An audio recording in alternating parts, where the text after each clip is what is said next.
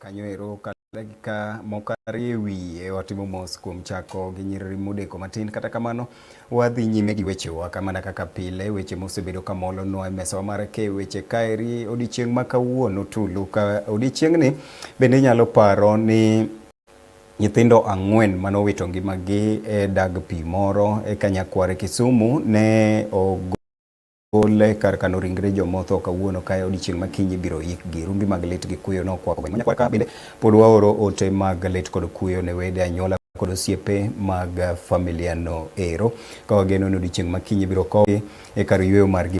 Kiny mago ne nyithindo 4 mag ng'ato achiel manonyumore pi moro e gwenge mag Kanyakware. Watimo mos ahinya ne anyuola no ero ka odiochieng' ma kawuono bende weche otimore makon gi koni. Obila mag jela no mathoth mokalo ne osidhi ayanga kata ne ochwonegi kondo kata osimbo mar chako tich odiochieng' ma kawuono. Ka kuonde machielo bende kaunti ma Homa Bay weche osebedo ka timore koni gi koni. Kata ka kamano par ni weche gi eki inyalo luwo achiel kachiel kokalo e yorewa mag tudruok manyasani. Facebook wayudore Dala TV, YouTube wabiro ni achiel kachiel bende Dala TV KEX kata waluongo ni Twitter, TikTok achiel gi Instagram bende wane achiel kachiel ka wayudore kanyo Dala TV Kenya.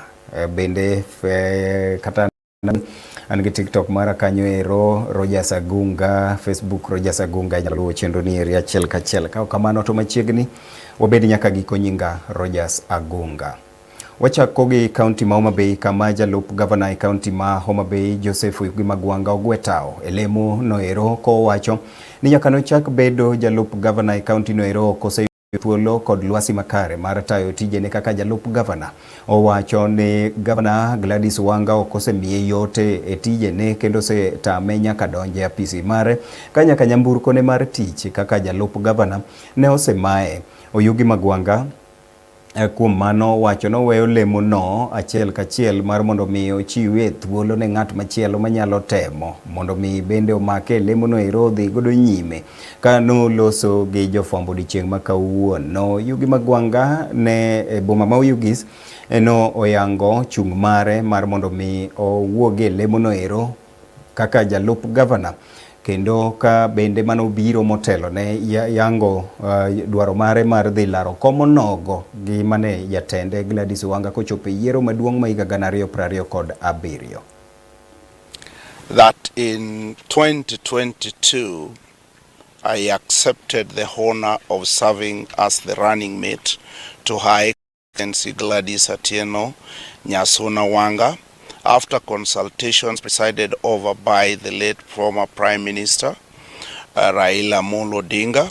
Following our electoral victory, I was sworn in with a solemn commitment to serve the people of Homa Bay County faithfully, diligently, and in full obedience to the Constitution of Kenya.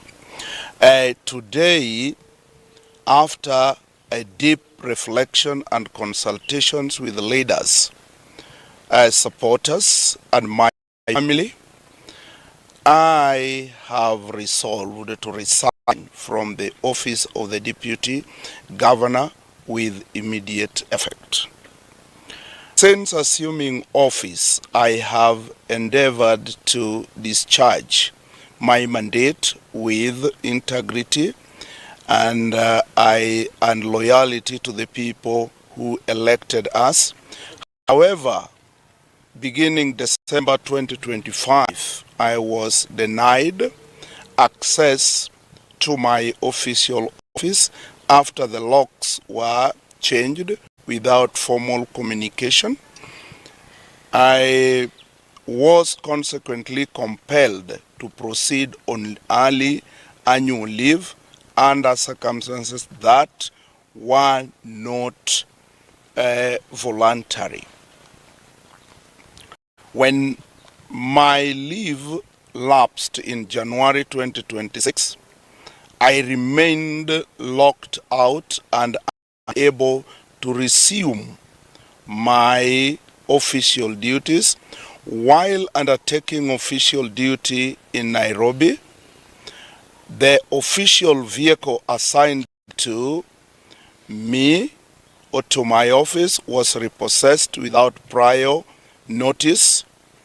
Remaining county vehicle allocated to my office is unserviceable, and I have not been facilitated with fuel or logistical support necessary to perform my constitutional responsibilities. These actions have rendered the office of the Deputy Governor functionally inoperative and have made it impossible for me to serve effectively. Piny owacho oyango ni gidhi medo osara ne askari mag jela pacho kaeri, bet ma idhi time kind atamalo 24 nyaka 36 mano kochopo dwe mar 7 ma higani, kano oketo lendo no ero jatend piny owacho ma pacho ka Dr. William Ruto nowacho ni maeri gitimo kaluwore kod lipot mane giyudo kowuok e duol kata put ma oyiedhi mane otelnegi gi David Maraga mane ochiwe nyime ka giwacho ni lipodno ero gibiro chopo singo man duto man kanyo ero achiel kachiel, ka bende no wacho ni maeri en kaluwore ni obila ma pacho kaeri ok osedago ngima makare kaluwore gi osara ma chuok ma gisebedo ka giyudo kuonde dak mongohore ma thothgi odake, ka owacho ni dhi medgi osara bende idhi gernegi ute mopogore opogore ma gibiro dake, ka achiel gi bedo ni biro ng'i ngimagi kaluwore gi kochikore gokumba manyien mar thieth pacho kaeri. No wacho magi odiochieng' ma kawuono kinde mane otele nyasi mar chuo simbo ne askari mane osetieko tegruok e boma ma Nairobi. I therefore take particular pride in the implementation of salary increments for officers of Kenya Prison Service with the recommendation of the Maraga Task Force report. Following the implementation of Phase 1 and Phase 2 of the salary review, the entry pay for a prison constable has risen by 36%, while the maximum point of salary scale has grown by 24%. Phase 3 of the salary review will take effect on the 1st of July this year.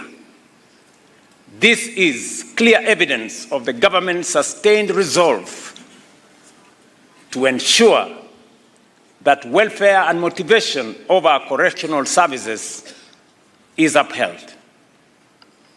In line with my earlier directive, the Ministry of Interior and National Administration is also fast-tracking the finalization of the Correctional Services Bill and Policy. I am pleased to note that the process is firmly on course for Cabinet consideration in April 2026.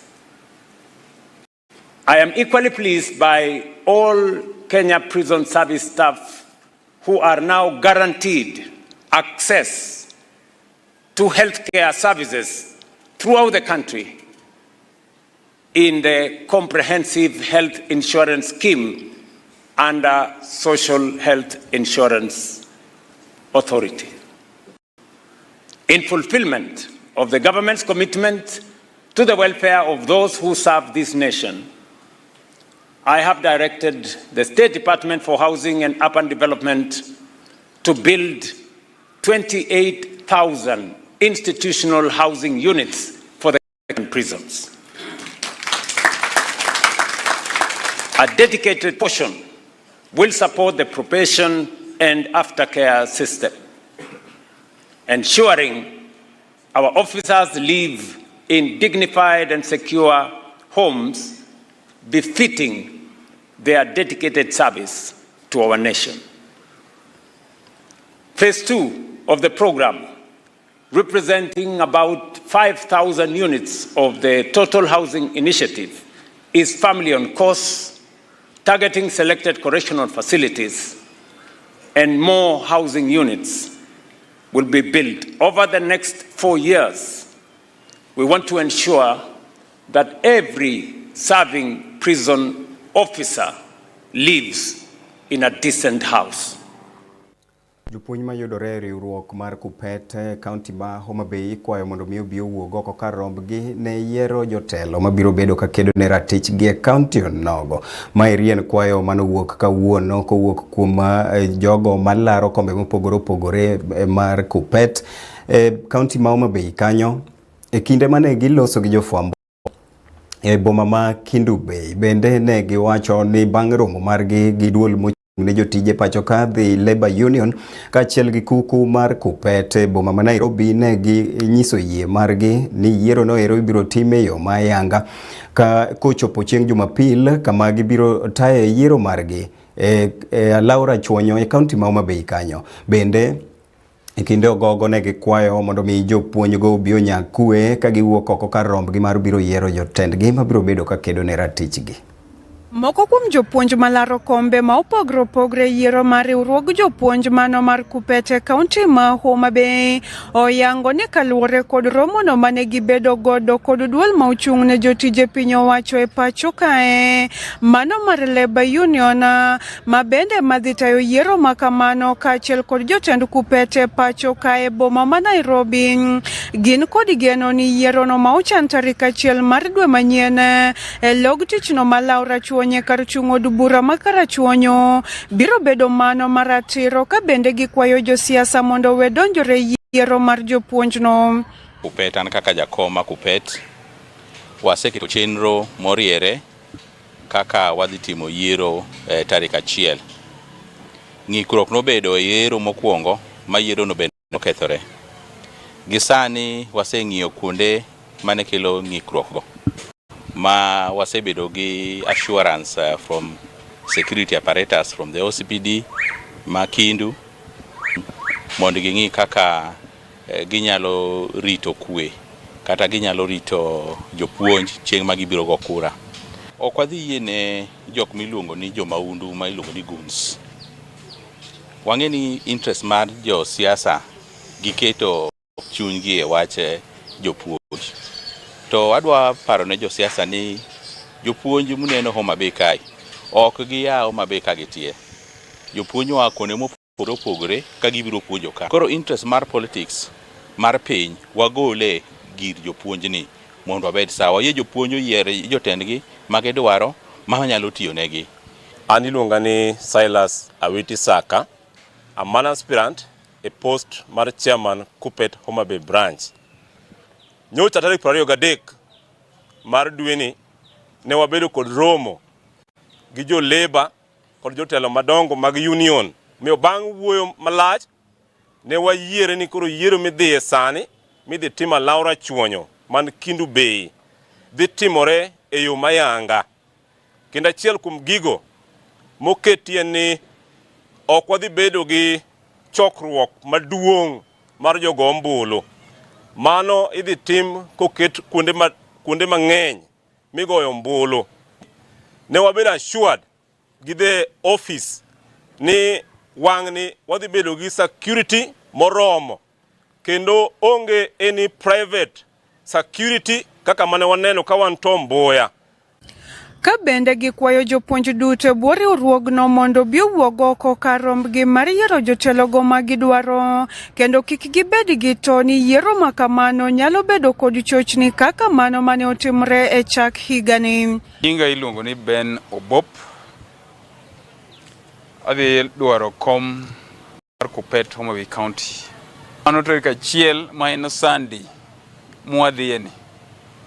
Wasewinjore kaka ne wan aspirants wawinjore go office mamalo nwadok e yiero Laura Chuonyo Kendu Bay. An gi geno gima nyalo wacho ni jopuonj kamoro amora ma gintiere ma en union dwa or ma en riwruok marwa to wane mwanyalo tege to yo mwanyalo tego go union en kwa yiero jotelo motegno manyalo dhi telo no. Adwana kwa jopuonj duto ma Homa Bay County ni kata obedo ni ne ubedo kod chwanyruok kaluwore gi chochni mag gik moko to wadwa ne wanyisi wadieri ni this time around wadhi bedo gi yiero manitiere ratiro kendo wakwau nu wuog oko mana kaka ne uwuok chieng' tarik 11 mondo ubi alaura chwonyo mondo ugol pachu through the ballot mondo wao jotelo manyalo rito our union ma serve our interest. Maslin Odero, Dala TV, Homa Bay County. Gilipot mowuok e kaunti ma Homa Bay no ere mwaka ogudo ywe maro mokwongo kata kamano nitiere ote ma bende isebedo ka yoro achiel kachiel ka neno ka Baby One nyisa kanyo no neno ayo makare ahinya ero kamano Baby One ene chenro manyien Min Dan wacho kanyo no neno achiel kachiel kowuok e kaunti ma Nyamira ero kamano Min Dan med mana kete kanyo ero bende pod inyalo oro ote meki achiel kachiel abro somo gi mondo mi wawinj maber ngeni samoro ber ka iluongo nying ng'ato eka ber ero kamano med mana kete kanyo wagamo ywe mar ringo dhigo chumbu bang' chumbu to waduogo kendo mana gi ohala ka owacho ni business waduogo obedo business as usual ero kamano med mana kete kanyo waduogo bang' kinde manok.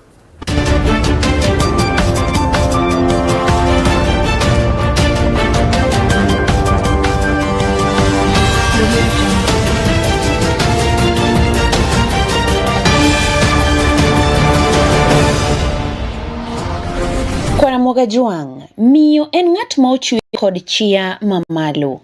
Piny ochiewo kendo sani miyo wuok oko ka kedo e weche mag dongruok ka otayo kendo ojiwo weche somo, gerruok, dak, siasa kod yor ngima maber e kidienje modhuro.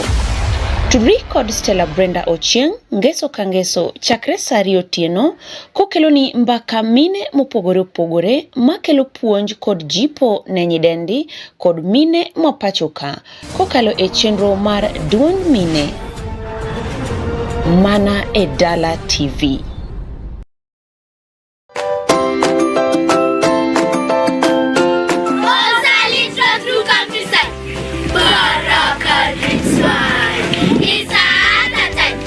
Machiegni nyikwara Mogajuang e chenro mar nyithind dala. E skunde mekwa, were marieny ka sulwe opong'o.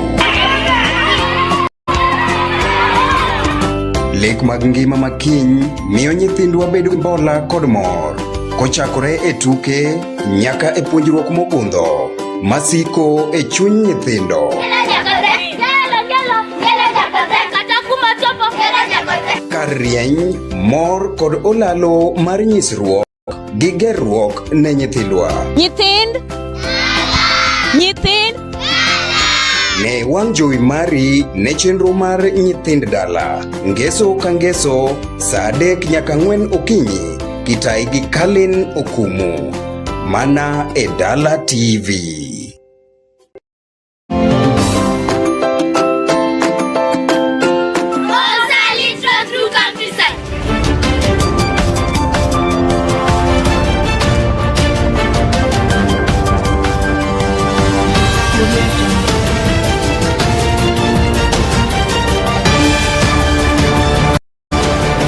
Erokamano podin kodwa e Moriyo mag dala wadhi nyime gi wechewa manyien kama wadhi kaunti ma Migori wayudo ni moko kuom jodak e sub kaunti ma Nyatike ogolo pachgi e wi paro mar nywando omenda mag CDF kidienje mopogore opogore agula achiel. Giwacho ni chenro matiyo sani mag pok mag omenda mag gin ma opuch kendo tiyo makare ka giwacho ni ketogi mondo mi giwuogi agula achiel biro rocho chenro onogo ka moko kuom jopuonjre ma wuok e miere modhier ok nyal biro yudo omenda go eko kaka owinjore. Ne giwacho wechegi e kinde pok mag omenda mag basari e sub county ma Nyatike kanyoero kama jopuonjre 600 no yudo omenda maromo milion 20 duto kowuok e apisi ka mar CDF motelne gi jaod bura ma Nyatike Tom Odege.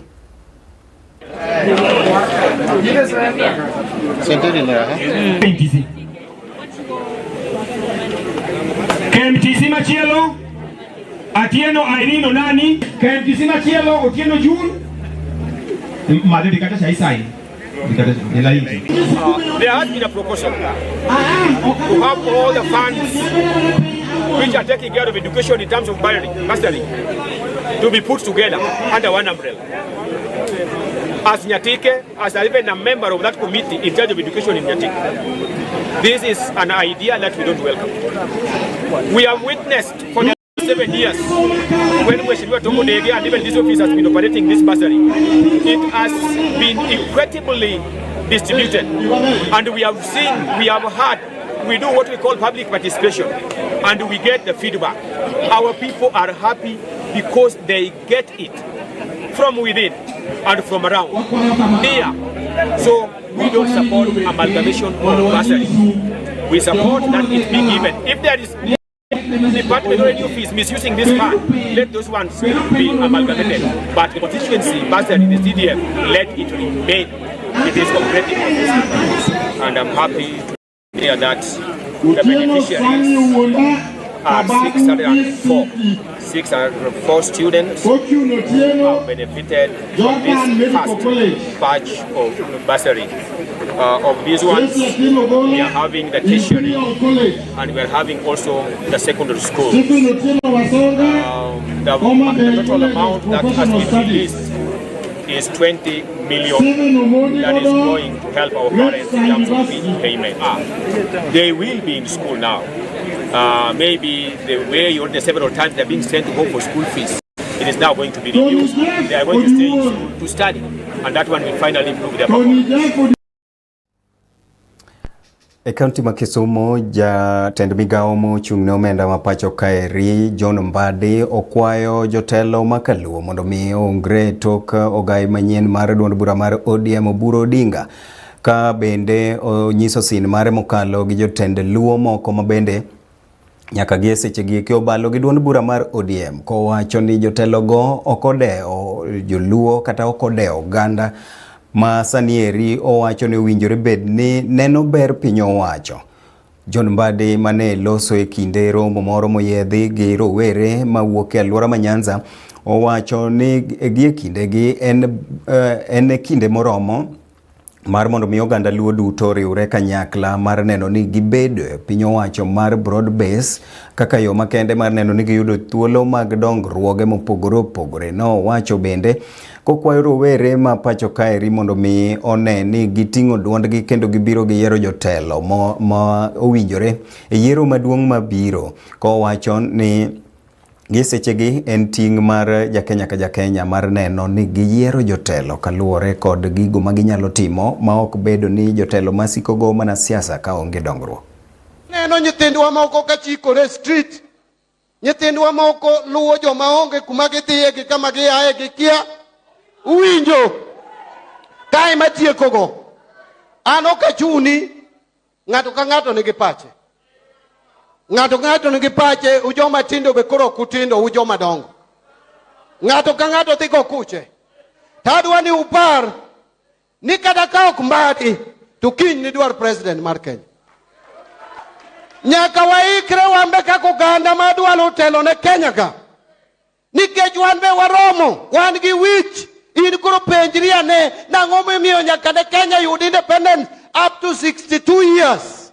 Ni onge jaluo manosebedo minister mar finance. Girieko giduto te ni ane makogo bedo minister mar finance. Ang'o manotimore? To jomoko bedo no anuoya. Nyaka samwa wuoye ni onge jaluo mosebedo speaker mar National Assembly kata Senate. Jaluo onge manosebedo attorney general. Nyore ko year 2024. The first one nyaka Kenya in independence. To wane mungewa as capable and competent lawyers in this republic. It is because nitie jomo believe ni jaluo tije en ringe street go bayo kidi manyo negi sirikal kwase kelo to gigwamie gichiemo to wan gi ng'iyo wa oko nikech oko ni gobe ni wabedo kama jinitie. Emomiyo kata debed ni rach nade, kata debed ni kama wantie ni chwar ni kayowa, afadhali beri kama chwar ni kaye moloyo dhi e bungu kama sibuoche nitie manyalo muonyi e bungu kono. Penj na uru yawa matero wa kocha ka kamoro kineno gima Mbadi ok ne. Ere kama udhiriwa wa Gachagua cha, kama wadhiriwe Gachagua, kama wadhiriwe gi Matiang'i mane dwa tieko somo mar jothurwa. Un be uyie wachno, uyie wachno, uyie wachno. Adwa nyiso kawuono katieko. Adwa nyiso kawuono ka atieko. Nitiere joma osetimo mabeyo e Kenya ka. Kendo gisekedo ndi. To sagi kamoro osechopo. Giwewa mos matin. Giwewa mos matin. To nitiere jomoko mabe nyodonje siasa nyoro. Madwa tiyo gogandawa mondo gergo nying-gi. To giwe ogandwa e mata. Giwewa e mudho. We tiyo goganda luo. Giremb jo luo. Kigero rigo kisiasa. Nikech ka jo luo se to. Okibiduogo ngimagi. Ini biro chiemo gi chiegi. Ibiro chiemo gi nyithindi. To jaluo manoseiki to seiki. Jagoro mongirore migao mar somo Julius Bitoko ogolo chik ne tend skul nyiri ma luak mondo mi oduok mapiyo kaka nyalore japuonjre ma iluongo ni Sambira Ramadhan mane skulno ero yambo bang' kane orwako lewni motenore kod yie mare mar dini. Kanoloso e nyim kamati od bura mochung' ne somo, Bitok wacho ni en ratiro mar japuonjre ka japuonjre mar mondo mi omi luor dini ma gilemoe. Kendo bende ber ka tend skunde mapacho kare gi kuonde tiegruok mopogore mi luor chike makamago ni mar tamogi dhi nyime gi timbego kata timo mano en ranyisi makende ni tamogi ratiro margi mar alam magi biro mana thuolo machuok tok jatend migao mar thieth pacho ka Rieden Duale bende ne seyo tend skunde no ero kuom ne nyiso akweda mar dini bang' kane giriembo nyathino kata gitame mondo mi odhi nyime gi sombe e skul onogo. Korino can wear his thing and go to school. A Sikh can wear his turban and go to school. A Muslim girl can go and wear hijab and go to school. The courts in our country have ruled against that. So if they are watching me, Luwak girls, secondary school, no person, not even a child, should be discriminated because of their religion. Yes, because of their religion or otherwise. What does the law say? Should we discriminate hijab students, Muslim students, or what does the law say? As much as you are requesting for more time, what does the law say? Because there is no need of that girl being sent away, and you can make your statements here, and the student, the teachers will allow those students to class. Should be no discrimination whatsoever on matters of religion, on matters of any faith, and it is very clear. That's why I requested Honorable Chair that to give us more time, because the story we are getting from the Sub-County Director of Education in the preliminary report and what we are getting from the school seem to be requiring further investigation to understand really what happened with this on this particular issue. So is the girl in school or not? Yeah. We are being Senior Counsel, 1 minute. So is the girl in school or not? As we speak now, the girl was removed from the school. Why? Parent. That's the question. Why? So you are going to seek more time and the girl is staying at home. Yeah, that's not fair. Yeah, the girl must go back to school. Who is tying your hands to make a decision? Why don't you pronounce yourself? Chair, can I speak? The girl should go back to school as you wait for response. You're correct. She cannot be at home. Yes. That kid must go. You need to defend the Constitution. I would suggest that you give a direction of fast-tracking establishing the fact and a way of responding to us so urgently with the measures that the PS will have taken. Then we can consider it specially. But Senior Counsel, the PS has admitted that the girl is not in school. Chair. That's a fact. That's why I'm asking you so to defend the Constitution. The Constitution is very clear on freedom of worship. Sure that the girl gets back to school as soon as possible. And now, immediately. Yes. As soon as today. Yeah. Hey, not tomorrow. Jaod bura mar Rieda Otiende Amolo owuok tong' mosuo gi mane en jalup jatend piny owacho ma pacho kaeri kendo gai mar duond bura mar DCP Rigathi Gachagua kuom ne nyiso akweda mag pien del ne jaod bura moro ma wuok e kaunti ma Kisii mane owacho ni ne ok owinjore bed ni yiero e alwora no ero kaluwore ni ok en achiel kuom oganda Kisii bende kaluwore kod pien dende. Kano loso e od bura odiochieng' ma kawuono kaachiel gi jood bura mamoko, Otiende Amolo wacho ni akwede yo moro amora mar chwech mar dhoudi kaachiel gi mar pien del Chike mapacho kaeri okoyiego kodwaro mondo mi kao ndamo mager ne mane en jalup jatend piny owacho Nairobi Rigathi Gachagua kaachiel gi bedo ni Rigathi Gachagua onego bed ni kwayo oganda Kenya ng'uono kaachiel gi jaod bura no ero bende kata orne kwayo ng'uono makende kaluwore ga kweda manonyise kinde mane otimo limbe mar siasa e kaunti ma Kisii kod Nyamira. There's freedom of expression in this country, but the constitution is clear that that freedom does not allow you to profile people racially, ethnically, or sexually. This particular gentleman, Mr. Speaker, started from an ethnic profiling perspective. And one of the reasons we debated in this House and impeached him was because of ethnic profiling. Now he has gone to the level of racial profiling. We are a country that is tolerant of all races, of all ethnicities. We are proud that as a country, the Honorable Rahim is serving several terms all the way from Meru. We are happy that the Honorable Shakil Shabir is serving several terms all the way from Kisumu. There is absolutely nothing wrong with anyone being elected anywhere. We should not and we cannot allow people in the name of campaigning to bring ethnic, racial profiling and even sexual profiling. Mr. Speaker, I want to say that it is completely worrying that as we are going every day that I listen to people in rallies, in funerals, the level of toxic utterances are increasing. And if we go with this trajectory, we might not even get to the elections. The violence is increasing, the violent language is increasing, and the NCIC is completely quiet. I want to urge that the NCIC, whose commissioners we approve here, must now spring to action. Okay. They should even have people prosecuted in those things. We must help this country by making sure that we tone down in terms of racial profiling, actual violence, and intolerance, and toxic statements. Thank you, Mr. Speaker.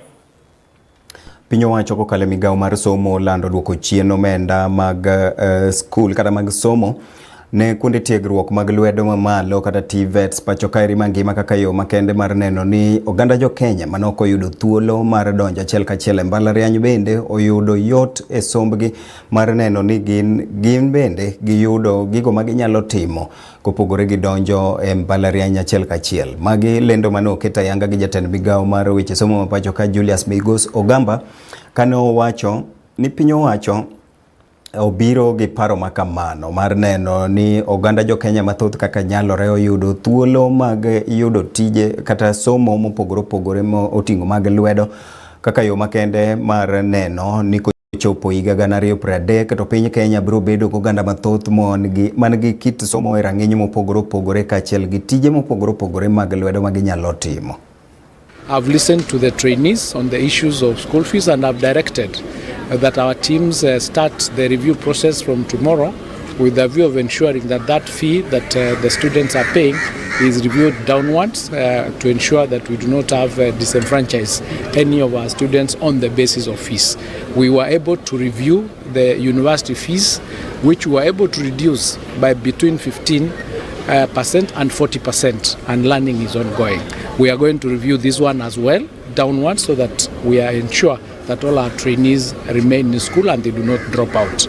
So we are working very hard to ensure that this sector is supported, because we have a goal to enroll our youth to at least 2 million in 2027, because we started this administration when the number was at 297,000. Which was a misnomer, because as you well know, we transition only about between 22% to 28% of our learners to universities, meaning learners that do not go to universities are between 72% and 78%. And yet we have almost 800,000 students in university, and then we had only 297,000 in TVETs, which means that the pyramid was inverted. So we are trying to correct that by ensuring that many of our students join the TVETs. And TVETs are not a second choice. It is a place to go because of the kind of training, that skills that you'll acquire to enable you contribute positively to the economy. We are at the cost right now, we are at 95%, and we want to push it to 99%. We still do not have a clear picture as to why that number is low. But our team in the education sector and the Ngao team are going from home to home, and where there is a challenge, we are stepping in to ensure that all these learners go to school. As I encourage the parents, I encourage the leadership from Coast, I encourage the Ngao team from Coast, our teams are on the to continue mopping the students and ensure that they are taken to the relevant schools that they have applied to. The textbooks are at a Waringo wadhi kaunti ma Nairobi kama oyudo ni governor e kaunti ma Nairobi Johnson Arthur Sakaja odok ne ondamo mane piny owacho mare okawo mar chopo e winjruok gi piny owacho mamalo kendo keto tend migepe moko e lwet piny owacho mamalo. Owacho ni mae en ondamo makende mar neno ne oganda jodak ma kaunti ma Nairobi oyudo chenro mopogore opogore yo makare kendo maonge ng'ikruok moro amora. Kano owacho magi odiochieng' ma kawuono kinde mane ochopo e nyim kamati od buch Senate mochung' ne rango kaka counties tiyo mopogore opogore odiochieng' ma kawuono kama no temo lero e ondamo manomiyo okawo ting' kata okawo thuolo makende mar chiwo migepe go eko kendo keto e lwet piny owacho mamalo. Remind all of us that that law that you are quoting, the Urban Areas and Cities Act, is subject to the Constitution. It is not greater than the Constitution. It is the Constitution that elevates the people above all of these things that you're saying. Governor, I've seen you doing public participation before you embarked on projects. When we had this conversation in the when Karungo Wathango was the chair of housing, and you wanted to do Woodley, for instance, we were engaging members of public from Woodley before you ever did the groundbreaking. And then once that was complete, we proceed with the project. Surely, Governor, you know that what you're saying is not true. Yeah. Please allow me to answer questions asked. Yeah. We will hear what the views are. Already, I've had things that need to be amended. Already, from the public, I have had. But both levels of government then will review what has come from the people. We'll have to review it. But there must be an agreement. Guys, the capital will not change without this provision. Unless you tell me another provision of adding 80 billion or 100 billion to the city, there is, please, provide, if it's conditional grants, do it, you're the Senate. Give it to us. Yeah? Let me hear during the budget policy statement that you've increased Nairobi's allocation by 80. I will tell this agreement. I will not need it. But for now, I must, as the governor, as a responsible governor, who cares for his people, I must find whichever way that will get me resources to sort of this city. I must get it. Lazima iwak.